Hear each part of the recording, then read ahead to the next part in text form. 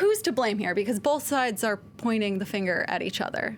Yeah, well, Russia is saying that the United States, as you pointed out, making a very big mistake, and NATO quite clearly saying the opposite. The fact remains, however, that in 2007, Vladimir Putin, the Russian president, made it absolutely clear that as far as he was concerned, the INF Treaty, Intermediate Range Forces Treaty, no longer served Russia's purposes, his words.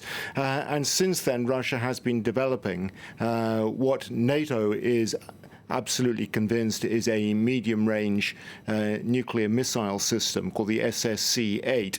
To begin with, the Russians denied it even existed at all, and then admitted that it existed, but said that it was below the 500-kilometer limit. So intermediate-range missiles are from 500 kilometers to 5,500 kilometers in range. The Russians said it slipped just underneath it.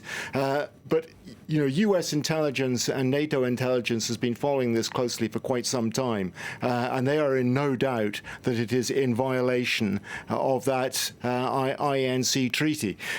This is, it's hard to overstate the importance of this treaty either. I mean, you go back to 1987 when it was signed by Reagan and Gorbachev. It was a time of immense tension, particularly in Europe.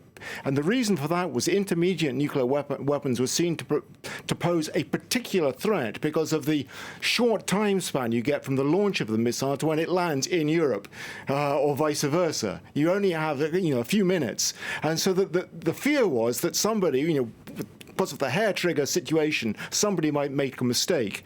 And that's why this treaty was regarded in 1987 as really a huge step forward. And by 1991, 2,700 of those missiles had been scrapped.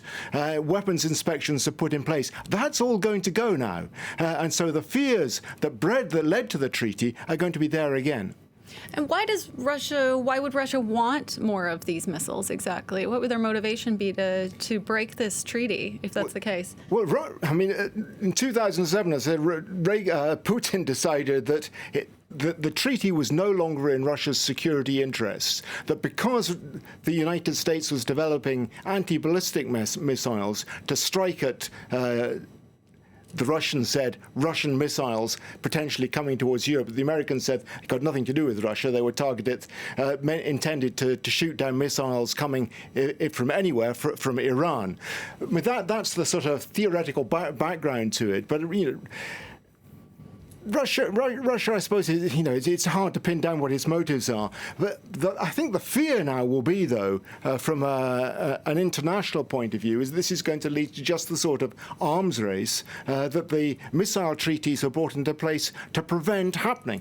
Jens Stoltenberg, the NATO Secretary General, says, no, that's not the case at all. But the fact remains that the United States is developing intermediate nuclear weapons. One of them could be ready by 2021, and the fear will be, too, that now this will spread to Asia as well, because one of the reasons the Americans were never happy in recent years with the treaty is that China was never part of it. China now has intermediate nuclear weapons of its own. So this could be a weapons race that spreads not just from Europe and to the United States, but to China and Asia as well. Rob Parsons, thanks so much for